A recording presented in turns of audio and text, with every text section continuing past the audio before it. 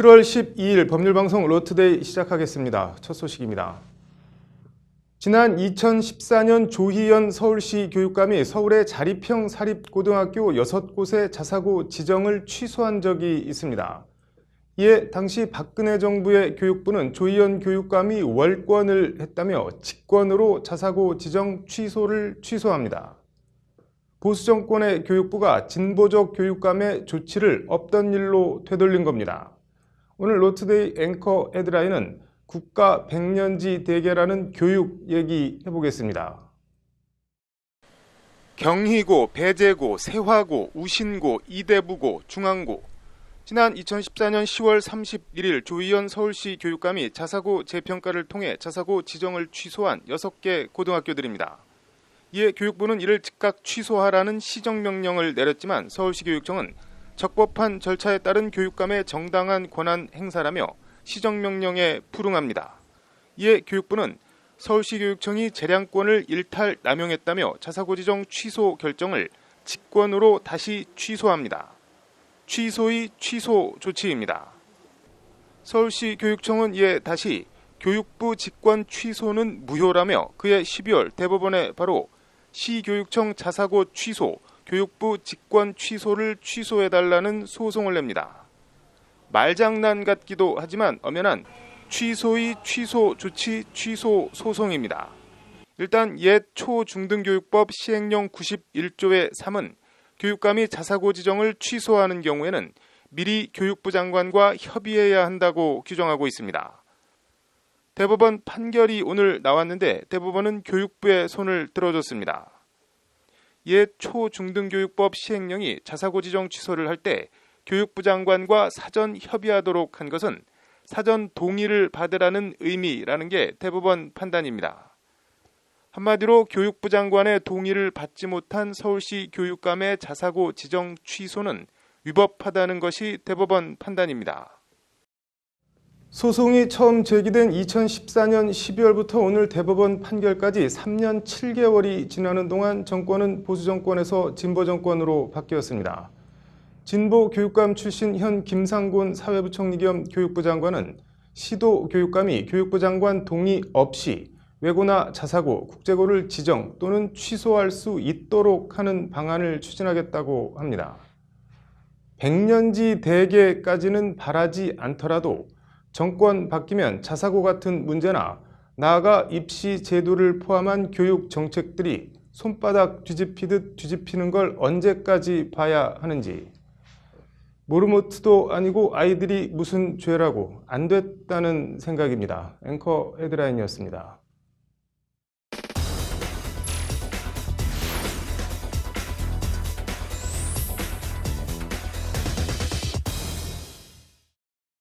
날로 흉포해지고 있는 청소년 범죄, 오늘은 말도 많고 탈도 많은 소년법 얘기해보겠습니다. 이슈플러스 신세아 기자 나와 있습니다. 신 기자, 오늘 김상곤 사회부총리가 청소년 범죄 관련 관계장관 긴급 회의를 열었다고 하는데 어떤 내용인가요?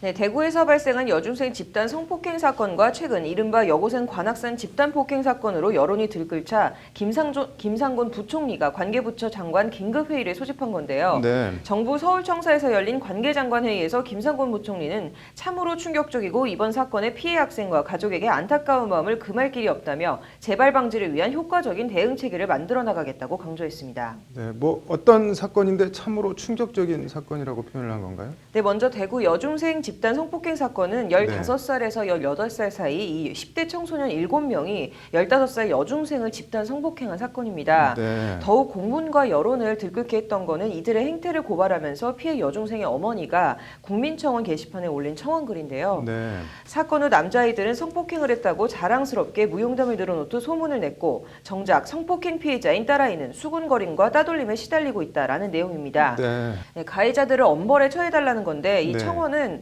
28만 명 이상이 동의를 해서 지금 현재 청원의 답변을 기다리고 있는 상황입니다. 네.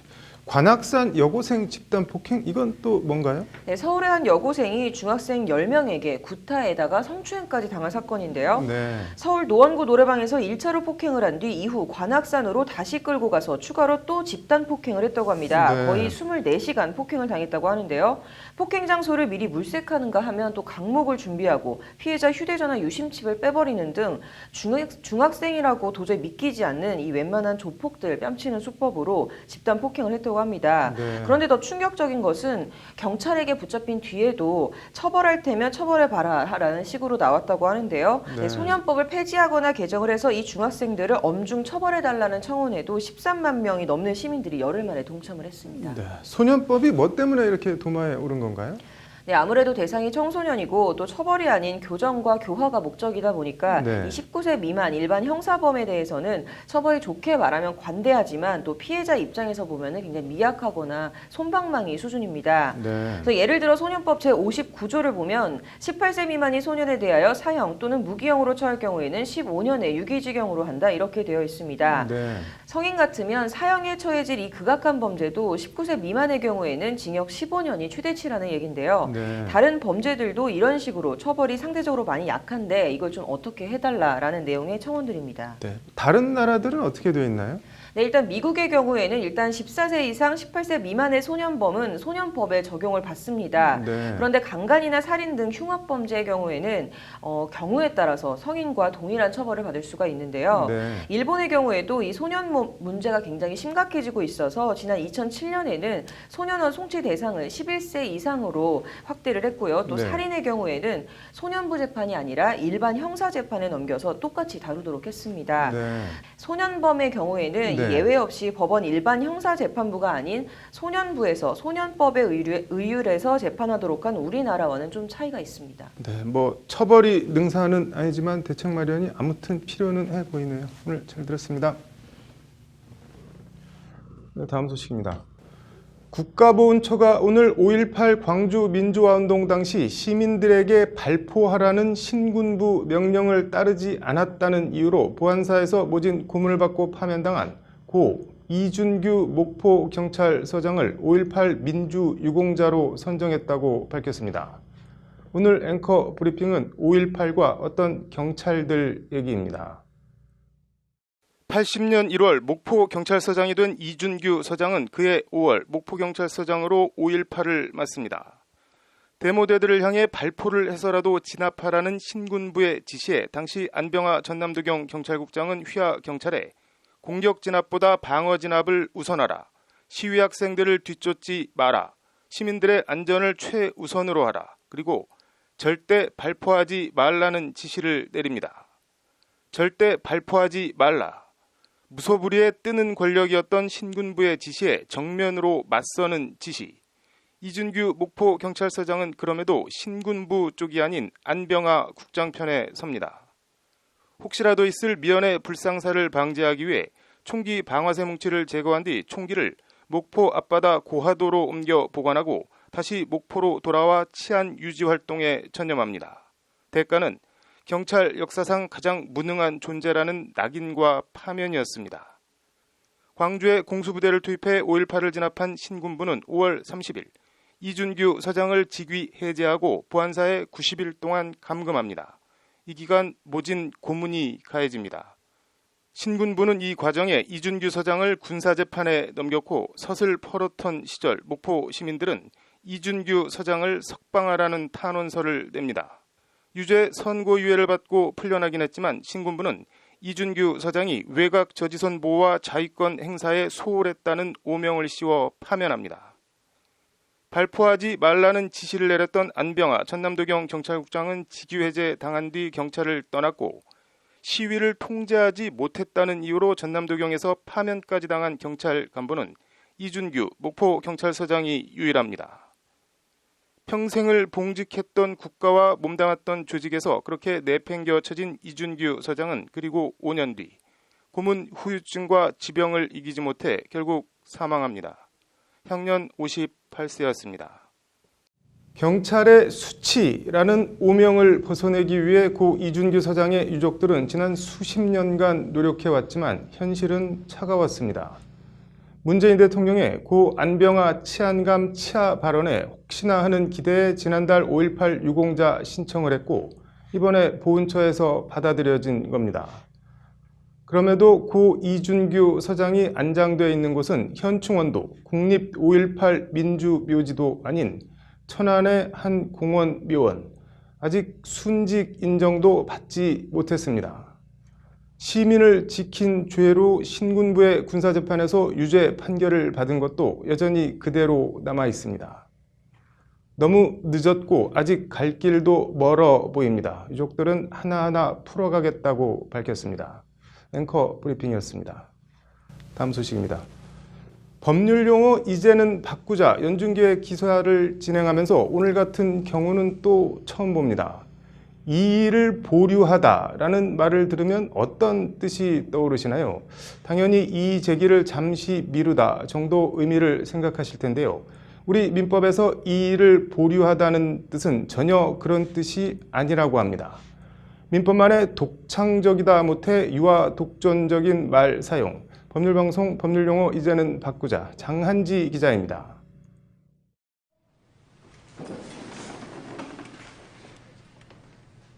지금부터 형사 1부 819단 7929 국가보안법 위반 있습니다. 변호인 아직 재판 시작도 안 했어요. 재판을 안 시작했으니까 제기하는 겁니다. 우리 민법에도 이 이의와 연관된 표현이 있습니다. 민법 제145조 법정 추인 조항, 취소할 수 있는 법률 행위에 관해 전조의 규정에 의해 추인할 수 있는 후에 다음 각 호의 사유가 있으면 추인한 것으로 본다. 그러나 이의를 보류한 때에는 그러하지 아니하다는 조항입니다. 이의를 보류하다, 시민들은 이 표현을 어떻게 해석할까요? 생각이 같지는 않고 다른 생각이 있지만 지금 말하지는 않겠다라는 뜻 같습니다. 반반 아닐까요? 반반? 어떤 일을 따졌을 때 반 정도로 해서 따질 수도 있고 따지지 않을 수도 있고 그런 얘기 아닐까 싶어요. 보류하다는 어떤 일을 당장 처리하지 아니하고 나중으로 미루어두다라는 뜻입니다. 비슷한 말로는 유보하다, 늦추다, 미루다가 있습니다. 사전에 나오는 뜻에 따라 민법 조항 이의를 보류한 때를 해석하면 이의를 유보한 때, 이의를 미룬 때 정도의 뜻이 됩니다. 그러나 실제 우리 민법에서 이의를 보류한 때는 이의를 제기한 때라는 정반대의 뜻으로 쓰이고 있습니다. 한자로도 지킬 보에 머무를 유, 보류라는 똑같은 단어를 쓰면서 보류를 유보가 아닌 제기라는 전혀 엉뚱한 뜻으로 쓰고 있는 겁니다. 법을 다루는 변호사들도 민법에서 이의 보류는 이의 제기라는 그런 뜻으로 쓴다니까 그런 뜻으로 쓰고는 있지만 도무지 이해할 수 없는 단어 사용입니다. 통상적으로 보면 이제 이의를 달다, 이의를 제기하다 이런 뜻입니다. 일반인들한테 굉장히 어렵고 이게 이의를 한다는 건지 이의를 안 한다는 건지 이거 알 수가 없기 때문에 5년 전 법무부는 이의를 보류하다를 의미 이해에 혼란이 있는 용어로 선정했지만 달라진 건 없습니다. 우리 법전에서는 여전히 그대로 쓰이고 있습니다. 이 정도면 단순한 혼동 수준이 아니라 소통 장애라는 것이 관계자의 진단입니다. 뭘 보류했다고 하면 그걸 하지 않는 거지, 그걸 제기를 하는 것 반대 의미로 해석되면 곤란하잖아요. 약속을 보류했다고 하면 약속 안 한 거잖아요. 입법한 사람과 법을 보고 이해를 하는 일반 국민 사이에 소통장애가 오는 거잖아요. 이의를 제기한다는 건지 이의 제기를 안 하겠다는 건지 이의 신청을 보류하겠다는 건지 도무지 알 수 없는 표현 이의를 보류하다. 이제는 바꿔야 합니다. 법률방송 법률용어 이제는 바꾸자 장한지입니다. 먹이로 아침에 4개, 저녁에 3개를 주자 원숭이들이 배고프다고 주인에게 화를 내자 주인이 그러면 아침에 3개, 저녁에 4개를 주겠다고 하자 원숭이들이 좋아라 했다는 얘기. 유명한 조삼모사고사인데요. 소비자가 원숭이도 아니고 오늘의 판결은 딱 이 조삼모사격인 대형마트 1+1 행사 얘기입니다. 지난 2015년 12월 롯데마트가 이 1+1 행사를 진행했다고 합니다. 문제는 가격입니다. 한 개당 2,600원에 팔던 쌈장을 1+1 행사를 한다며 5,200원에 팔았다고 합니다. 그냥 2개를 묶어서 한꺼번에 팔아놓고 1+1 행사라고 광고한 겁니다. 변기 세정제의 경우엔 개당 3,450원에 팔던 걸 1+1 판매를 한다며 7,500원에 팔았다고 합니다. 두 개로 묶어 낱개로 팔 때보다 개당 300원씩을 더 받은 겁니다. 공정위가 거짓 과장 광고를 했다며 시정명령과 함께 과징금 1,000만 원을 부과하자 롯데마트는 이에 불복해 소송을 냈습니다. 1+1 판매는 기존 가격보다 싸게 파는 할인 판매가 아니어서 종전 거래 가격보다 인상해 판매하더라도 과장 광고가 아니다는 게 롯데마트의 주장입니다. 대법원 판결이 오늘 나왔는데 대법원은 롯데의 1+1 판매 광고가 과장 광고에 해당한다고 판시했습니다. 일반 소비자 관점에서 적어도 1+1 판매를 하는 상품을 구매하면 종전의 개당 가격으로 두 개를 사는 것보다 경제적으로 유리하다고 인식할 여지가 높다는 어떻게 보면 너무 당연한 판결입니다. 1+1 판매라고 광고를 하고 가격은 낱개로 살 때와 똑같거나 더 비싸게 받을 생각을 했다는 것 자체가 그게 과장 광고가 아니라고 소송을 낸 자체가 참 뭐라 할 말이 없습니다. 조삼모사, 소비자가 원숭이도 아니고 롯데마트였습니다. 오늘의 판결이었습니다. 이어서 법조계 소식 전해드리겠습니다. 국정원 특수활동비를 박근혜 전 대통령에게 상납하는 데 개입한 혐의로 재판에 넘겨진 이른바 문고리 3인방에 대해 오늘 모두 유죄가 선고됐습니다. 양승태 사법부가 김선수 대법관 후보, 박주민 더불어민주당 의원, 송상교 민변 사무총장 등 민변 전현직 간부들을 블랙리스트로 관리한 정황이 담긴 문건이 나와 파문이 일고 있습니다. 반헌법 행위자열전 편찬위원회가 오늘 발표한 반헌법 행위자 명단 115명의 양승태 전 대법원장과 고영주 전 MBC 박문진 이사장 등이 포함됐습니다. 대한변리사회는 사회공헌 특별위원회를 발족하고 변리사의 의무적 공익활동 참여와 확대를 위한 본격적인 행보를 시작합니다. 7월 12일 법률방송 로투데이 마치겠습니다. 시청해주셔서 감사합니다.